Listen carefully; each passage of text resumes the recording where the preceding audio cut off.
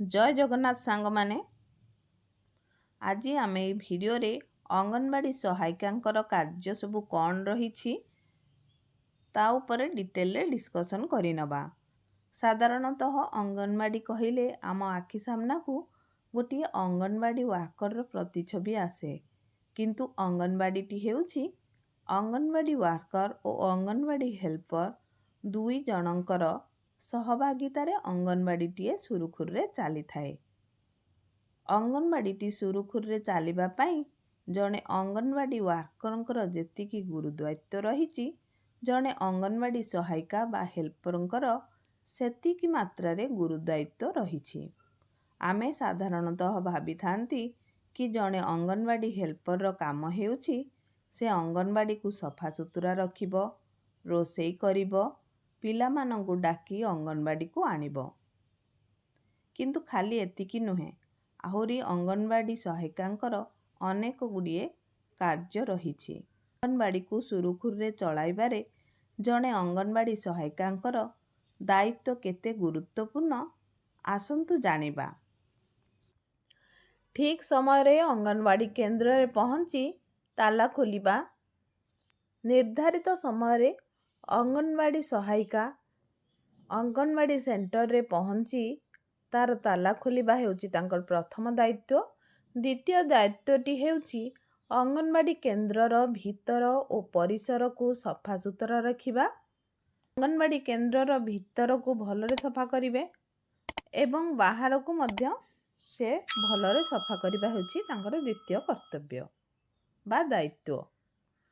तापर हेउची अंगनवाड़ी केन्द्र रे परिष्कार पानीय जल महजूद रखिबा। अंगनवाड़ी केन्द्र को जदि पानी सप्लाई अच्छी ताहले से पानी को मौजूद रखिबे। जदि पानी सप्लाई नहीं ताहले पाखापाखी नलकूअरु से परिष्कार पानीय जल आनी गच्छित रखिबे अंगनवाड़ी सेंटर रे। तापरे पिलामानंक घर को जाई सेमानंकु केन्द्र को डाकी आनिबा। अंगनवाड़ी केन्द्र रे जो पिलामाने सबु पढ़ुचंती सेमानंक घर को जाई सेमानंकु प्राक विद्यालय कार्यक्रम पई अंगनवाड़ी केन्द्र को डाकी आनिबा हेउची अंगनवाड़ी सहायिकांकर अन्य एक कर्तव्य। पिलामानंक व्यक्तिगत परिच्छन्नता उपरे ध्यान देबा। आवश्यक स्थले विभाग तरफरु मिलुथिबा किट्र व्यवहार करिबा।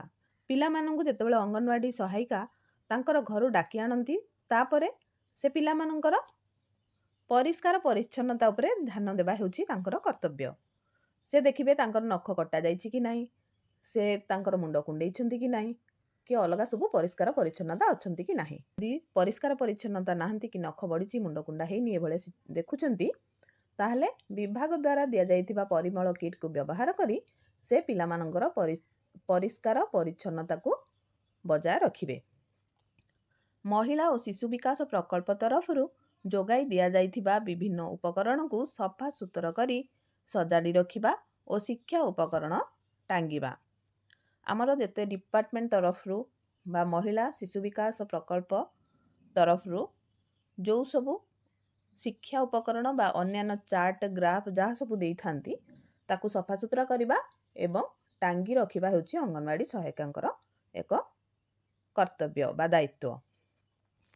जथा समय बेल बजेबा, माने जेमती खाइबा छुट्टी रिसेस हला बा खाइबा छुट्टी हला सेति पई बेल बजेबे, छुट्टी हला सेति बेल बजेबे। तो से टाइमिंग देखिकी तांकर बेल बजेबा हेउची तांकर गोटे काम। बासन कुसन को सफा रखिबा। निज हाथ धुआ परे पिलामानंकर हाथ धुआ कराइबा। निजे प्रथमे हाथ धुआर जेते सब स्टेप अछि से सब स्टेप को फॉलो करिकी हाथ धोइबे एवं पिलामानंकर हाथ मध्य सेही सब स्टेप को कहि कहि सिखै से हाथ धोइबा हेउची तांकर गोटे काम। पिलामानंकु सकाळ जलखिया दबा। गवर्नमेंट गाइडलाइन अनुसार आमर जो सब जलखिया दबार अछि ताकू फॉलो करिकी अंगनवाड़ी सहायिका पिलामानंकु जलखिया देबे।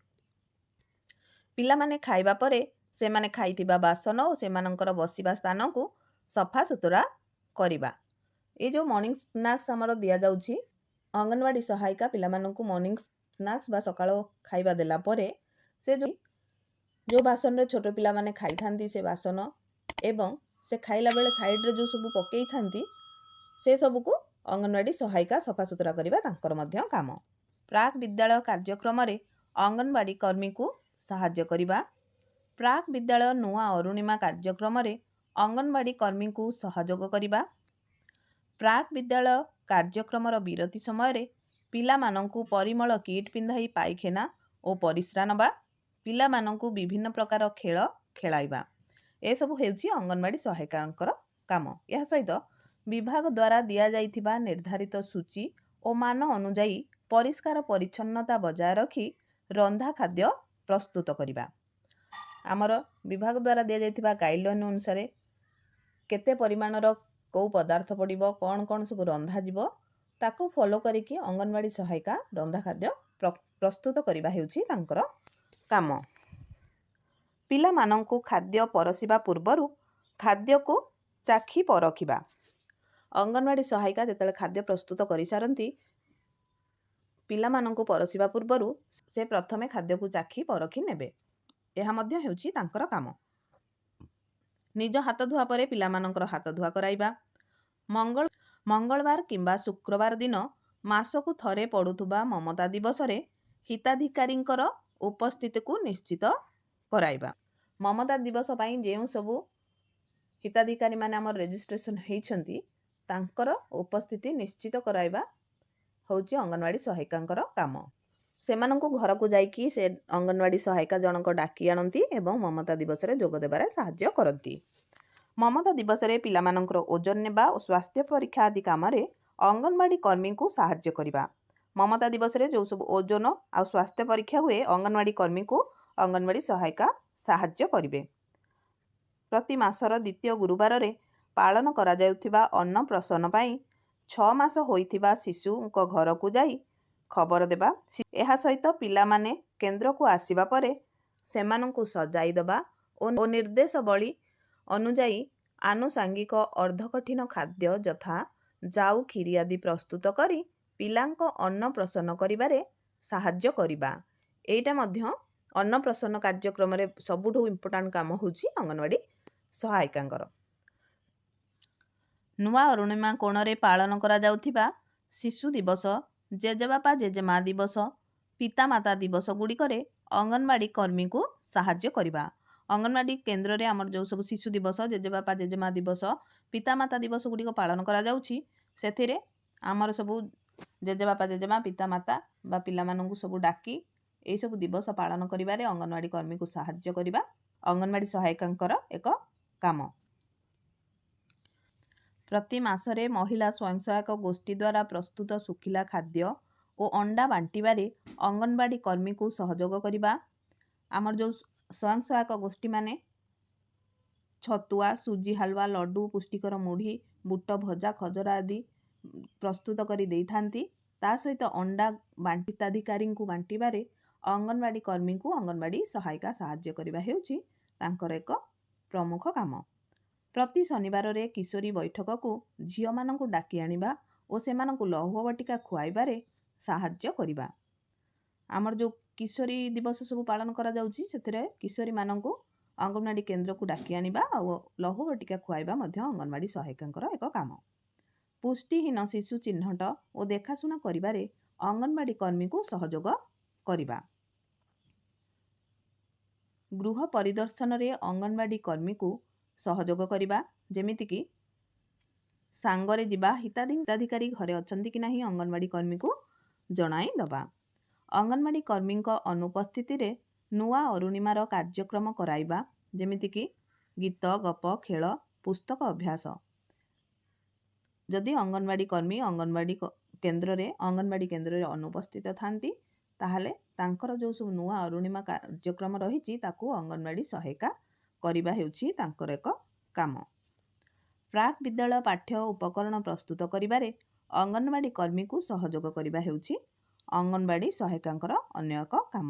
ଯେମିତିକି ଖେଳନା ତିଆରି କରିବାରେ ସାହାଯ୍ୟ କରିବା, ଚିତ୍ର କରିବାରେ ସାହାଯ୍ୟ କରିବା, ବିଭିନ୍ନ ପ୍ରକାର ଉପକରଣ କଲେକ୍ସନ୍ କରିବାରେ ସାହାଯ୍ୟ କରିବା, ଏହା ହେଉଛି ଅଙ୍ଗନବାଡ଼ି ସହାୟିକାଙ୍କର ଅନ୍ୟ ଏକ କାମ।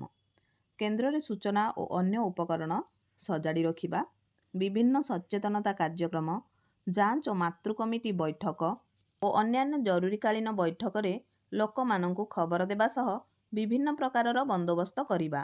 ଆମର ଯେତେ ସବୁ ସଚେତନତା କାର୍ଯ୍ୟକ୍ରମ ରହୁଛି ସେଥିରେ ଲୋକମାନଙ୍କୁ ସଚେତନ କରାଇବାରେ ଅଙ୍ଗନବାଡ଼ି କର୍ମୀକୁ ସାହାଯ୍ୟ କରିବା। ଆଉ ଆମର ମାତୃ କମିଟି ଯାଞ୍ଚ କମିଟି ମିଟିଂ ଯେତେବେଳେ ହୁଏ ସେତେବେଳେ ମାତୃ କମିଟି ମେମ୍ବର ଆଉ ଯାଞ୍ଚ କମିଟିର ମେମ୍ବରମାନଙ୍କୁ ତାଙ୍କ ଘରକୁ ଯାଇ ମିଟିଂ ପାଇଁ ସେମାନଙ୍କୁ ଡାକି ଆଣିବା ହେଉଛି ଅଙ୍ଗନବାଡ଼ି ସହାୟିକାଙ୍କର ଅନ୍ୟ ଏକ କାମ।